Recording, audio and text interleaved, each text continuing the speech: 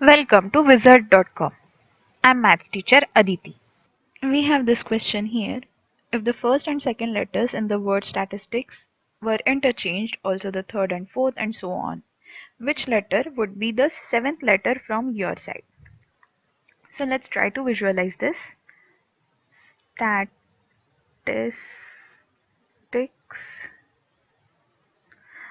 This is first, second, third, fourth, fifth, sixth, seventh, eighth, ninth and tenth.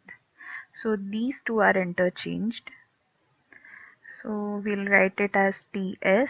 These two are again interchanged. So TA and so on. SIITSC.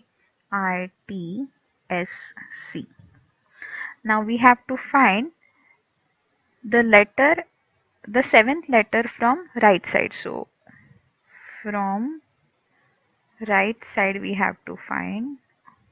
So this is first, second, third, fourth, fifth, sixth and seventh. So seventh letter from right side is A. Answer is option B.